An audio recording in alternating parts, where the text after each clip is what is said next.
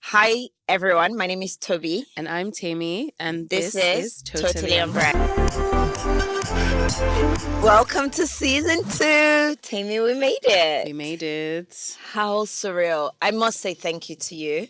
We had a whole year's break and We we're back on the did. couch together. We are. I'm so glad to be back with you, Toby. It was a long break, but we came back stronger. And guys, look at our new setup. Look at our new studio. We have a production house now. Absolutely chuffed about this. It's called Mother Podcast Studios. And we cannot wait to tell you more about how we got into that. But anyway, this season That's we actually have a whole topic. how we got into we bootstrapped in season 1, but in season Yeah. 2, finesse. Anyway, so we have so much in store for you this season and we can't wait. We want to say thank you for engaging in season 1, listening, sharing, liking, and we cannot wait for you to see what's in store. Should we go straight into it? Let's dive right in. Okay, today we're discussing a topic that might make business owners cringe. Maybe not even just business owners, even consumers as well cringe. And the topic is, are you ready? DM for price.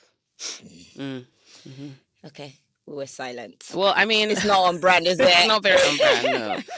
No, but I mean, listen, we're not throwing shade. We're not looking down on anyone who has this strategy. I think the point of today's episode is really to get into why this is a tactic that businesses use, how it impacts them both positively and negatively, and if we can come up with some alternatives for you guys to adopt instead. Yeah, I mean, yeah, if you're a business owner or a consumer and you always wonder, like for me, I always wonder, like, why do I have to jump through hoops, mountains just to get the price of something? So if you're someone who've ever experienced it, or you're a business owner who has been tempted or has done that, and yeah, this episode is for you. We want to talk about it. Like, what are these business practices we want you to potentially ditch in 2025 and how you can navigate it, whatever your worries are. Yeah, absolutely. I agree. All right, let's get into it. Why do you think DM for price might be hurting businesses? Why do people snub it? First of all, do you even like the sound of it? I mean, it's jarring. It's just like you ask for a price and then gunshot DM for price. So when I moved back to Nigeria about 7 years ago, I heard this thing for the first time. I'd never heard it in my life. Yeah. And I think I wanted to kind of touch based on what is DM for price? Like, why? Where did it start from? It can't be random. Everything we experience started because someone did it, and then it becomes an adopted practice. So for me, you know how social media essentially started as a platform to just share what you were doing, and then it became a business tool. So when businesses and brands started finding out that they could actually sell via the platform, I think that's where it came about. Like, it's a phenomenon, because like you said, if you're coming back from a country that has a different way of transacting, you've never experienced a business telling you to come into their messages to ask them for the price. So I think businesses really adopted that practice when it became apparent that social media was a selling platform. And do you think it hurts businesses, or are we just being a bit snobbish to it? I think that's And I'm asking a genuine question. genuine. I think honestly that's what we're going to talk about, because it could be hurting in some instances, and in other instances it could just be, let's look for a better approach. You know what I mean? Like, some businesses thrive on this strategy, but we're trying to figure out how to adapt it for better business practices.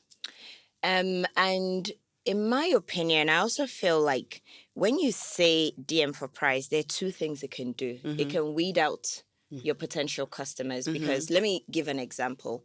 When I'm trying to shop, so I won't lie, I'm kind of used to kind of DMing businesses to ask for their prices, but because I'm committed, I'm standing on business, I really want that product. So I've already gone out of my way to DM you. I've gone into your profile. I've clicked the message. I've decided I want to send you a message to ask about it. So I clearly want to shop. But I also know some instances where I have been in that situation where I'm like, oh my God, I have to send a DM, ask for the price, then we have to go back and forth, and I find myself not messaging at all.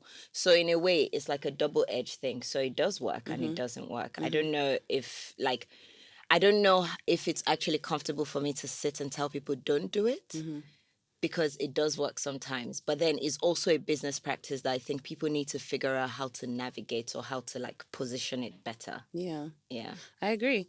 I mean, it's useful, especially given that, maybe when it started and it came about, there was maybe a lack of technology or even infrastructure that allowed a small business to do it another way.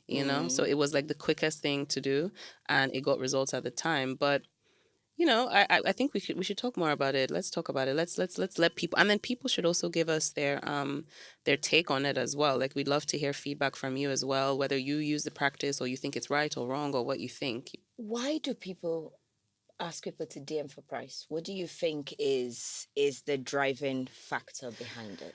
Oh, I think there are so many reasons, like you said, weeding out serious buyers. But honestly, I think that when you consider how important the algorithm is on social media, and of course, DM for price is, prevalent on social media. So the algorithm prioritizes businesses who have more engagements. Because I mean, I don't know if you've ever been on a business profile where it's, there's a product that everybody wants, and then people are just asking how much, how much, how much, and you're just seeing DM for price, DM for price. So the algorithm is going to pick up on that and say, okay, this page is engaged, so let us push their content. So that's one. I think that it's engagement, because they want their post to rank higher. I think that there are other reasons as well. You want to invite people to interact with you in the DMs. You can upsell, you can cross sell, you can do a lot more. When I've asked businesses in the past, because I try to work or mentor small businesses, when I've asked them in the past, they would always say things to me like the competition is a big problem. So a lot of people want to hide their prices because they genuinely feel like someone is either going to copy them or someone is going to potentially take something that they have worked hard to do away from them. So for me though, should that be a driving factor in why people actually why people decide to tell people to DM for their price? With a lot of the small businesses I mentor, when I've asked them this question in the past of why they actually do not have like a catalog or anywhere showing their clear prices, they say there's also competition. They feel like people copy them easily, and they feel like if they share their price, a competitor can come in and sort of outprice them, and it then positions their brand or businesses in a way that they didn't want to, and they feel like it's their fault because they have exposed their pricing. Someone else has had a chance to kind of compete with them. But I personally feel like the fear of competition in business is the beginning of problems for your brand or product. What do I mean by that? Competition is actually a very strong tool in opening up a market. So if all of you are priced in a certain way, at some point the consumers will find their rhythm in everyone's pricing strategy. So I'm not sure if pricing or pricing strategy or competition should be enough of a reason why someone like a business or a product should actually ask people to DM for price. But I don't know if you have any thoughts on that. It's funny because I was very curious about this when I started actively shopping on Instagram, because it's always existed in some form, but then now with the support of advertising, you really are encouraged to shop a lot on Instagram. So there is a particular brand that asked me to DM them for a price, and I went into their DMs and I asked them, why are you asking people to DM for prices when you are actually ready to wear? Which means that your prices are available. Like, you could just like, for me, it would cut out an extra step and you could just sell. People could just come, transact, and you've closed a sale. And she said, just like you said, was, I don't want my competitors to know how much I'm pricing, because then it would, they could just they could price gouge, or they could just undercut me by offering similar things at a lower price.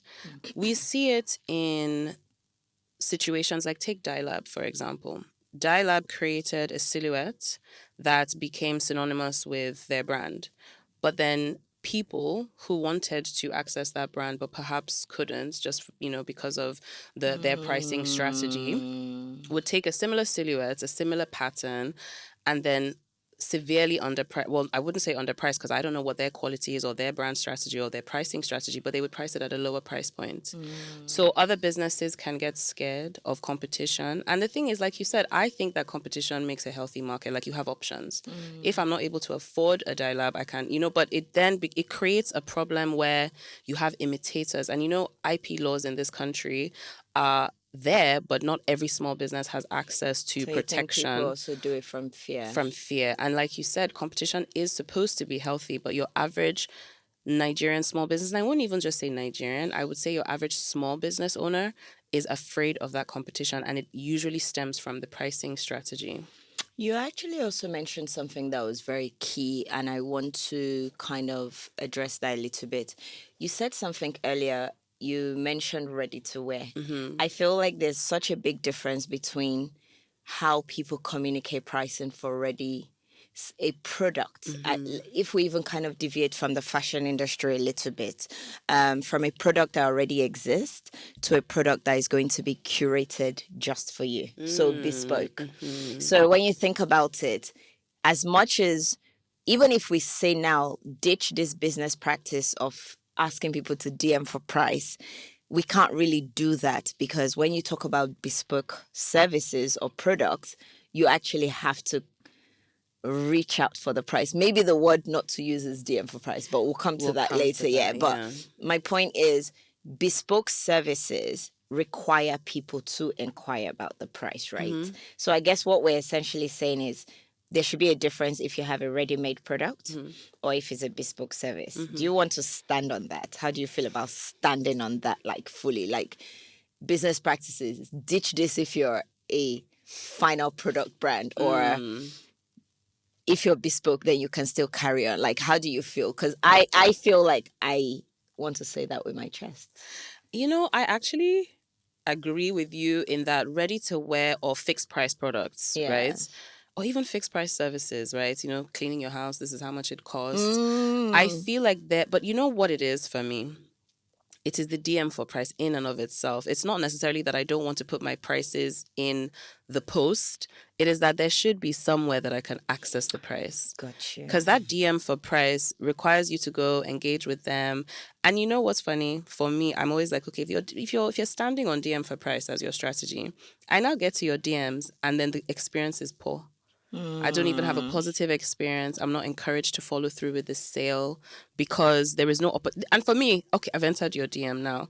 Here is an opportunity for you to win a customer, and it's not always followed through. So sometimes even using it in the wrong sense or the wrong way without having like a follow-up strategy on how to get that customer. But I think so I can only talk from experience, but services obviously it's very difficult to put your prices up front. So for example, my agency, we offer services. And I'll tell you a funny story. So again, competition is the root of fear as a small business. So when I started my business and I was trying to figure out where to price my services, and I knew that the experience that I brought and maybe like the expertise or whatever, I wanted to know how to price myself. So what I did was I had little spies go around to other agencies to like fill out their like questionnaire forms for their price. I was like, please, how much is this? So that I can benchmark my own prices against that. Interesting. But that also, feeds into the larger fear because I didn't know how to price myself based on what am I pricing myself. And so service-based industries, yes, I stand on that. Service-based industry should find a way to engage the customer. Maybe not saying DM for price, but engage the customer further than just putting like one price there, because sometimes you need to understand the scope of what the customer needs. You need to like tailor it to what they need and all of that, so I can stand on. I honestly think that fixed price products and ready to wear, you guys, like, you need to just let us know what the price is, from the jump, and then we'll talk about how they can do that, like the options that they have and all of that. Toby, let's actually talk about how DM for price hurts people's businesses. Yeah, I think that is actually such an important thing to touch on, because a phenomenon might be so random, a lot of people don't know where it starts from. And when you adopt it, it's very important that you know the pros and cons of its effects on your business, because luckily we have discussed the fact that it's not all bad. we just know that it's a business practice. We would like to navigate how you can ditch or transform to something new. So yeah, I really like the fact that like it does hurt businesses. Well, hurts might be a strong word, but it can do some form of, or it might position you in a way that you don't want to be positioned if you use it. So maybe that's a better word than hurt. Yeah, agreed. And I think small businesses or even just business owners might think of it as a quick fix. Like you can jump into my DMs and ask me for the price. But sometimes could it be creating a barrier to your customers? The idea of a quick fix means that your customers don't need extra steps. But what you're doing is creating an extra step. And what happens to those customers who inherently feel like DM for price is a hassle? It just requires me to do more than I should. It also even leaves a weird impression. Like it gives your customers an interesting impression of what are you hiding? You've created a perception before the customer has actually interacted with your brand. Like I said, if you're bespoke, it's completely different. But if you already have a ready-made product or service, and it could be across any industry, you could even be mining. It's just the moment you tell someone DM for price, you have positioned yourself completely different, as if you're hiding something, as if there's something else they have to like break through to kind of get that product. You have already told them you want to give them as well. Yeah. And earlier I had mentioned about the experience, like after you've DM'd for the price. So I'm already frustrated. I've already moved on. I mean, I'm in your DMs now. And what if I don't get an instant response? And this is funny because when I think about this, for me, let's even think about the customer journey. If I'm on social media, typically I would see an ad first. Like you could be on my feed, but it's usually an ad. So I've gotten an ad. I like what you're offering me. I ask you for the price. You say I should DM for price. And then I go into your DM and I'm kind of already a little bit on edge or frustrated because I've had to do that. For me, I wonder if it's like the customer experience, like, can you hook me in that moment or am I just not your customer? So essentially, am I the right, did the ad meet me at the right place? Because I'm interested, but now that I'm in your DM, I'm just wondering, maybe this thing isn't for me. So that person has essentially lost a sale. So for me, it actually begs the question, how well are businesses casting a wide net to see who lands, or are you looking for a specific type of customer who will go through the hassle of DMing for price and then having that experience to follow through with the sale? Yeah. It's so interesting because it even I feel like it even positions it repositions your business in a place where you might not have put it in that position before. Some people think that luxury brands are the ones positioned to ask for price. So everyone kind of adopts that blanket approach, even if you are not considered luxury. So I know for me, there's a big distinction between premium and luxury. Premium is still great. Yeah. It's just not luxury. Yeah. So I feel like the moment you start saying DM for price, you might be ill positioning your brand in places that you never even intended to position the business without realizing. For example, if I sold something for, I don't know, $30 or 30,000 naira, and I'm telling people DM for price, already the person is thinking, oh my God, It's going to be so it's going to be expensive. Yeah. And interestingly enough, the price might be perfectly positioned for that customer. So when you have price displayed, you might be able to get 20 customers off the bat. Yeah. If the price is not displayed, each of those people might be thinking, how much do I have? Exactly. How much could it be? Exactly. Can I afford it? And they've had this whole conversation in their mind about your brand without even knowing the price. So I don't know. I think in a way it might also be you might ill position your brand or business or product before the interaction. So yeah, I think it does. Personally, I don't like I really cannot stand the concept. I won't lie, I considered doing it when I started the restaurant. Interesting. Yeah, I was very nervous. When you said you had messaged a few brands Yeah. to get their price to benchmark, as a restaurant owner, what I do when I'm price marking is when I finish doing my costing and pricing of my comfortable pricing, we actually have to check menus across the city. Oh, I imagine. Yes, so I do VI, I do Lekki, I do Ikoyi, and I even do the mainland as well because I like to know what I benchmark against. And I did that because I decided I was going to display my prices. The moment I decided I was going to display my prices, I had to know what everyone else was doing because if I displayed it without knowing what everyone was doing, if people commented on it, I wouldn't know how to communicate. So, which is why I said earlier that when people say DM for price, there's a bit of fear involved sometimes that they didn't even realize. So, yes, I have to benchmark. So, I then told myself that I don't want to put my menu out. I'm going to wait for people to only experience the price when they come into the space. Yeah. Then eventually I was like, Toby, no. When you go to, I started Googling all the restaurants I loved in other countries and other parts of the world. And all of them had prices on it. And I decided I was going to be brave and I just did it anyway. However, interestingly, my industry is shifting. A lot of places now have menus without prices. And then QR codes. And then you go into the QR code Yeah. to then get the prices. To me, that's also a form of DM for price because if I'm looking at the menu right there, I want to see the price. Yeah. But you've taken me on another level, which makes me anxious when I'm sat there because I'm like, okay, do I have enough money in my bank account to eat this meal I'm about to eat? Because I just want to see the price. So it's interesting because we started here. I had gotten over the hump of I'm going to display my prices, but then we're going on a new journey where people are going back to DM for price in my industry anyway. But yeah.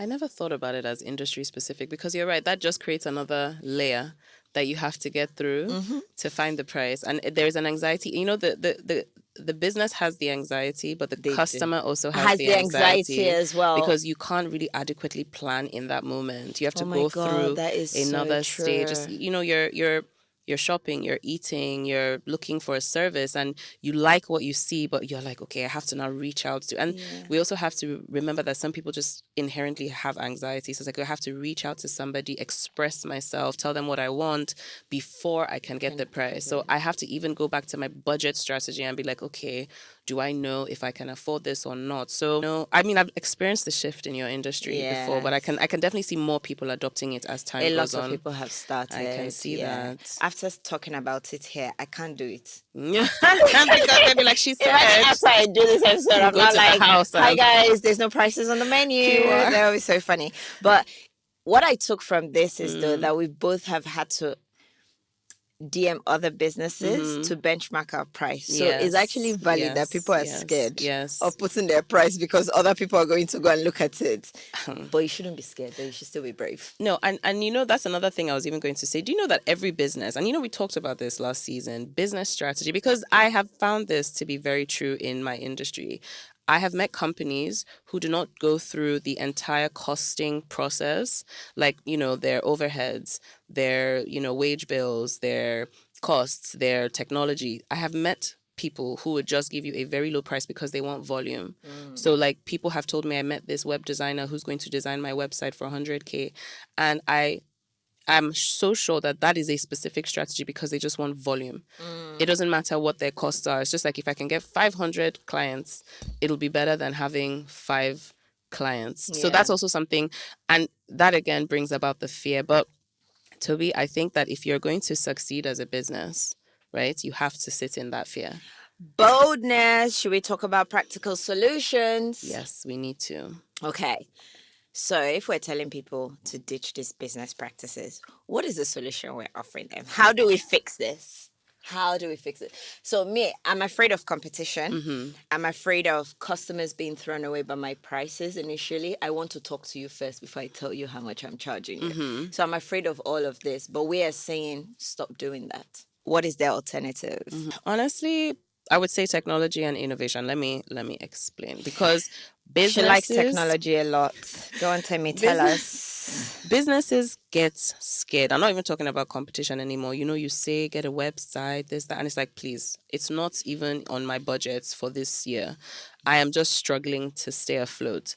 I think that, let's even drill it down. You don't even need a website. You should have one as part of your long-term strategy. Like, let's not get it twisted, because there is transparency, there is also search engine optimization, but there's data. Data is my lifeline. But you just need a catalog, right? So I think that one of the practical solutions, right, is to have a catalog or somewhere where people can see your businesses. It doesn't have to be as sophisticated as a website. There are storefronts now that are very accessible. Paystack has storefronts. You could do Shopify. You could do, what was you were telling me? WhatsApp catalogs. Yeah, I was saying, like, what I find is, if a lot of brands or businesses, sometimes I think entrepreneuring is tough. Adding layers of things you're going to solve, Yeah. I think, can be tough. Yeah. And then they're low hanging fruit in a Yeah. business. So it depends on what level your business is at. You decide what is very important to you and what is not important to you. When I started, I struggled with legal, accounting, tech, and marketing. I was so focused on customer service and the core product first. So all these things kind of suffered in my first 2 years. Yeah. I had to pick them back up.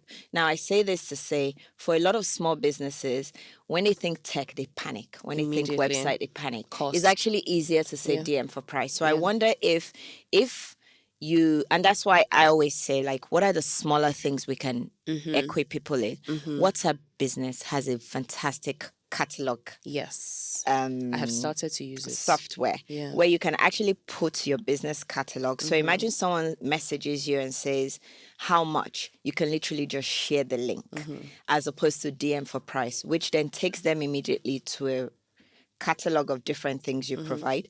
You also find that when people are able to browse, they do better. I wore an outfit recently and I was telling everyone that the person made it is really nice. It's great. Or a lot of people asked me online how much it was, and I didn't know because I had gotten in a sample sale. What was now tough is the person who makes the outfit does not have a WhatsApp catalog and she doesn't have an IG page. So it became extremely difficult because I'm now sending a phone number to everyone, which means everyone has to now DM the In person and says, 2025, she doesn't have a. yeah. So either she disabled it or maybe Instagram disabled it. Okay, But okay. there was a situation. Okay. But what I found was that about 25 people inquired, maybe another 50 I hadn't opened, and everyone had to send this number a WhatsApp message. And I was saying to her that this sale is going to die at that point because the moment someone goes, oh, hi, I'm inquiring about this, everyone is now inquiring about one item. Yeah. I need you to understand that you are not showing people your range. You're not showing people what you can do. You're not even showing them a price range either. Whereas if you have a WhatsApp business catalog or a website like you suggest, you would avoid saying DM for price and you get to show a range of things. People can see your skill set, they can see your product range, and they can see your price range. Yeah. If they don't want that particular product, they can find something else. Most importantly, they'll remember you. If they don't buy in that instant, in another instant, they'll remember, oh yeah, I saw something in this person's offering, and they might still make a purchase with you or even recommend you. So I definitely think, like, I agree with you. Great if you can do a website. If you can't, then That's use smaller tools. storefronts. Yeah, IG has a storefront as well Yes, where you it can actually put does. prices. It does. Any form of a catalog is helpful. I mean, Yeah. you're a small business. There are tools that are free. Google Docs. Mm-hmm. Just create a PDF or create an Excel sheet with images. It's Oh basically my like God, you Google said. Docs. I mean, the It's a tools are there. PDF. Yeah. And that's the thing. Sometimes, sharing this knowledge helps because there could be people listening to the podcast right now who have never thought to themselves, oh, let me start off with a catalog Very that doesn't small. require tech like software behind it. Let me just tell people, okay, this is the range of offering that we have. You may have seen one thing you like, we have 10 others. So that is actually really, really, really good. And if you're listening to this episode, I'd like to say, except you have thousands and thousands of SKUs in your product offering, honestly, you can literally create a very small tool. It could be a PDF, it could be a WhatsApp catalog, it could be a storefront, but it's okay to send people a link or like a small catalog of what you do. Don't be scared. Competition will always exist, but it's nothing you can change. The good thing is you open up the market and people will be discerning. What you should enjoy is if you are in a market that's heavily competitive, when people start picking you, that's your data point. It means you're doing something very well. So yeah. Apart from DM for price, what other things would we like to tell people to let go of in this new year? So let me tell you, in the last year, I've spent time around hundreds of small businesses across sectors, across sizes. Period. And That's my you partner. you know what I like I keep saying, is to understand, or like data essentially, like that's the most simplistic way to put it, but really just asking them questions. And sometimes you don't even need to ask them questions, they will tell you, because you could be at a training for a small business in a particular area and they will tell you what they are doing, and then you would feel compelled to tell them, don't do that, do something else. And that's basically why you're increasing their capacity, because you want to give them a better way to do something. So one of the first things that I would say, that based on just being around businesses who are really, really eager to succeed, as you said, and we're passionate about, is not having a clear strategy. We talked about this in season 1, right? And you made it very simple. You said all you need to know is your And your what, your who, your why, and your exactly. how. So Make sure. start there and have that clear strategy, because even if you start small, like we are suggesting, you can scale. You start with a PDF or an Excel, and in 2 years, when you've gathered enough data and gotten enough customers, you can move to like software. You can move to a website. You can you grow, but you have to start with a clear idea. So you want people to ditch not having A strategy. Don't just start a business because you want to make money and because that's what everybody's doing around you. Have your why, where, when, what, and how. Yeah. And then, make sure that you stick with that. Well, What about you? I'm going to get very little messy. Stop paying for followers and likes, please. It's okay. Rest. Is okay. See, you're better off having 4,000 followers and those 4,000 people. In fact, scratch that. You're better off having 400 followers and those people love you. Let me do a quick maths for you. If you have a product that you sell at 20 naira, let's leave it 20 naira, you have 400 followers. Every month, 100 of those people shop from you. Quality should be good. That's how much? 20 times 100, 2,000. So you've sold 2,000 per month. In a year, you are at 24,000. Depends on your strategy. So when you do your financial goals, you decide if you've hit them or not. But honestly, what I'm trying to get at is mathematically, you don't need you don't need huge and drones amount of people to buy your product for you to be very successful. You just need the right people, consistent people, repeat purchase, and people who will be your ambassadors. So please, I beg you, stop paying for likes and followers. It's not cute. It's not helping you either. And it's totally not on on brand. brand. It is not. We do not support this. We're not aligned. Don't do it. Okay. What else? I would say misaligned influencer partnerships. Let me explain, Let guys. me just spirit Let me fingers into the mic. Okay, so another thing I want small businesses to ditch this year is misaligned influencer partnerships. Wait. Let my spirit fingers sound in my mic.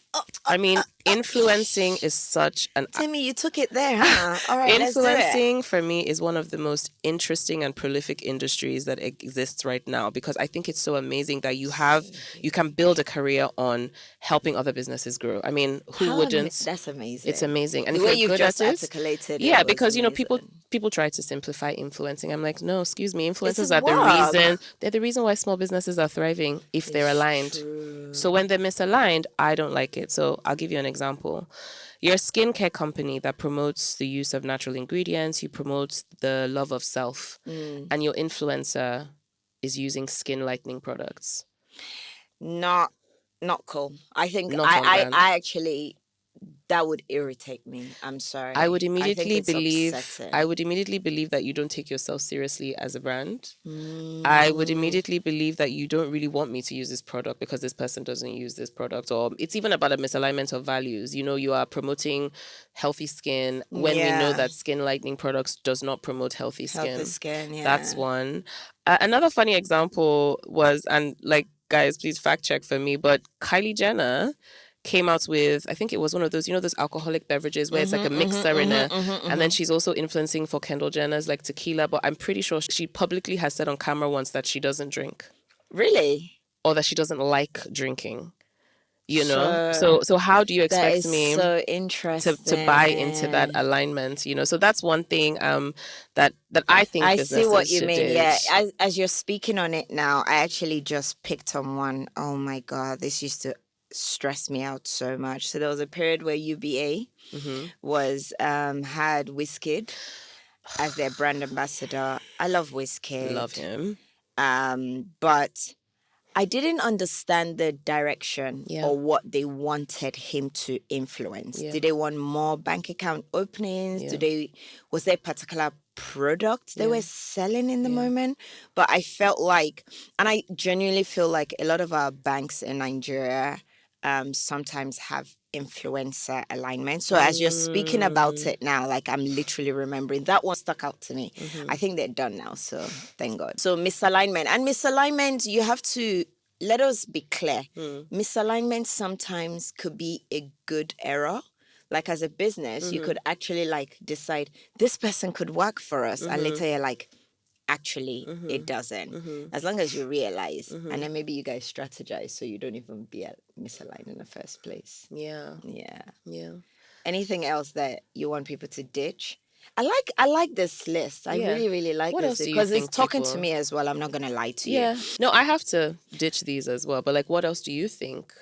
Poor customer service. But then I know that because I'm Yeah. heavy in the In that- service yeah, that industry. industry. Like, Timmy, I've had money thrown at me. I've had insults shoved at me. Like, but each time I'm like, Hope you enjoyed your meal. literally, like I literally will go home and cry, or I'd run to the bathroom and like, okay, take a deep breath. Yeah, okay. yeah, They still yeah. put their hand in their pocket, brought out money, and they're giving it to me. Obviously, Yeah. all the situations are not as clean cut as Yeah, that, but yeah. I really hate Yeah. poor customer service. I think people definitely need to ditch that, Yeah. especially if we're going to be a country where we genuinely all, like a lot of us are in careers, entrepreneurship, we're producing businesses, we're coming up with solutions to kind of make Africa work for the better. Yeah. The least we can do is literally let go of bad customer service. Agreed. Like, I think it would make the world of difference if we become a service nation. Another thing for me that really bugs me is false marketing. It's so stressful that if I change the look of a meal, say we restyle that dish, when we post it, I literally have anxiety because I'm like, oh my God, am I marketing the wrong thing? It's not what It's still people the are day, it's still the expecting. same dish, Yeah. but I just worry that when you look on your phone Yeah. and you come into the restaurant, they're Yeah. two different things, Yeah. and I panic a bit, Yeah. which makes me know that I genuinely am paranoid about false False marketing.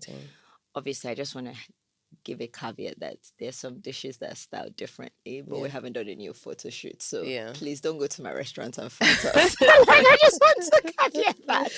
But like false marketing, I think, you know, there was this whole phenomenon, what I ordered versus what I got. Please, in 2025, don't let that be you. It is so not cool. It's not at all. Has it ever happened to you before? I mean, yes. Yeah. Really? There's an industry that is particularly Taylor's. I didn't say anything. particularly guilty of that. What I ordered versus what I got. Yeah, some of them are funny. But no, yeah, I think all this different, and we would make sure we will have, hopefully we'll have it downloadable. Absolutely. That you can kind of have the list of things that we think you should ditch this 2025. Yeah. Not because it is easy to drop these things, Yeah. but it is just important for your future, your success, and your growth. And I don't want to promise, but if you kind of let go of some of this and adopt new ways of doing these same things we're telling you to drop, I think you'll see a big difference. I think. Absolutely. And so there's a framework that I think is important. I like to adopt, and I also like to let small businesses know about, which is, start, stop, and continue. I like It's that. really, it's a very efficient way to identify the things that you need to do, the things you need to stop, and the things you need to amplify. So, for the sake of this conversation, let's just recap. What do we need to start? We need to start being more accessible. We need to start having places where we can put our products and services and prices, a catalog. Start small. We need to also start being transparent with our customers. We need to stop using the wrong language, guys. You don't have to say DM for price. There's a better way to say it. And I think we can come up with some of these. Let's brainstorm together. Do you know, I think in this whole conversation, I realized that was actually the biggest thing. Yeah. It was the language. The crux of the It matter. was DM for price. It just sounds off. It's so abrupt. So it's okay for people to ask people to DM for price. They just need to say it differently. Is that what we're saying now? Contact us for a personalized service. If you are bespoke and you want to say DM for yes, price, please. contact us for a personalized service. If you are ready to wear and you want to say DM for price, I don't know sitting here right now what I would change it to. Don't do it. But just don't do it. Just have a catalog. Just have a catalog. Interesting. What you just said about the contact us as well. Another tip I would give is try to make sure that if you are doing bespoke, find a way to create processes around that phenomenon as well. So even if you're bespoke, you still don't have to tell people to DM you for a price. Yeah. It's very easy for you. Like if you want, you can create a very nice questionnaire where you get all the key questions from someone and you're able to give them the price immediately. Or I don't know if it's a call service, if it's an email process, whatever process you use for your bespoke service or product, just make sure you automate that and make it very amazing for the person so that if they do DM you for price, they are so amazed by how you have regulated it. Yeah. It makes sense. It's not just a how much and you give it to the person. Yeah. So we've agreed to stop using the wrong language. We will also stop being afraid of competition because it's necessary. If you want the market to grow, and if the market grows, you grow. It's just economics. You have to stop being afraid of competition. It exists, and I think it's expanding exponentially now. Competition is everywhere. Then what do we want to continue? We want to continue engaging customers in a polite way, customer service. We want to adapt your pricing strategy. So basically make sure your pricing strategy makes sense for the quality and the whatever it is that you're offering. And we also want to continue as a whole, making sure that you have a business strategy and you continue to develop it as you grow and you learn. So I love this. Guys, you heard it here first. Temi said start, stop, and continue. Just write it down. Yeah. Stick with it and you'll be fine. Interesting. I like that. Favorite part? Questions. Temi and I, during our research, we came across a few questions that people had asked online. One of the questions was directed directly to us, was actually written directly to us, but two we found on our, and we want to answer them because we think they're quite related to, they are related to this topic today. So I'll throw the first one out there. How do I handle pricing if I sell custom-made products? So this one was sent to us, and I love this question. I feel like we touched on it a little bit. If you have custom-made products and you want to handle pricing, I feel like you would have, there are two ways. You can maybe share where it starts from with people so they already know your benchmark. I would say definitely have a short questionnaire that you want to ask people of the key information you need to gather from them to be able to give them a price. If you have a phone call process as well, make sure you have your scripts ready. Welcome them, make them feel comfortable, ask your questions, let them know the timeline to which they'll be getting their pricing.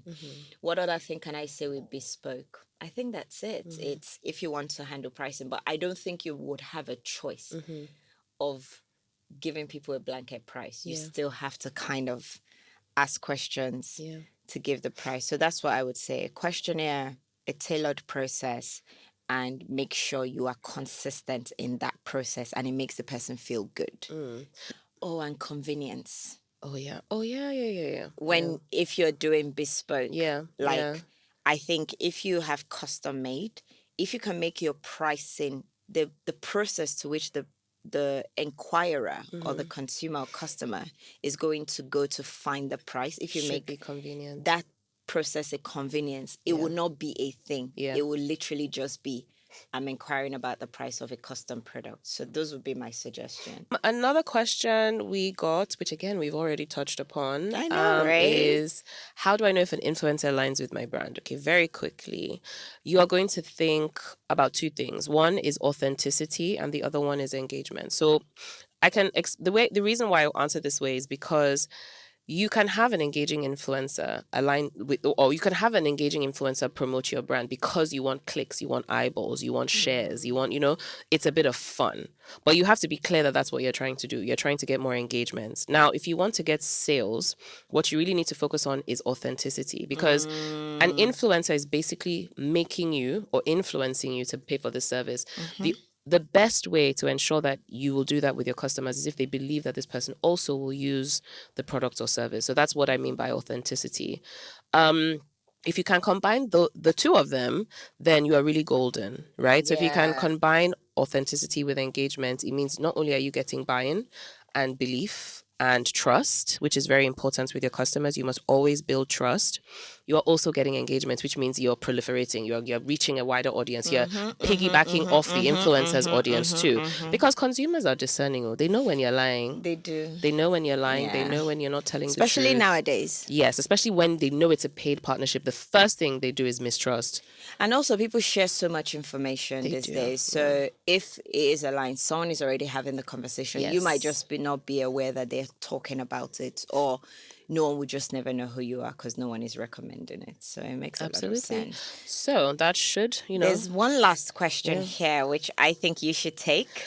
So Temi has an agency which actually builds websites for businesses, small and medium businesses, and big ones too. Some big ones I'm happy to say. And so a question we have is, what are some affordable website platforms for small businesses?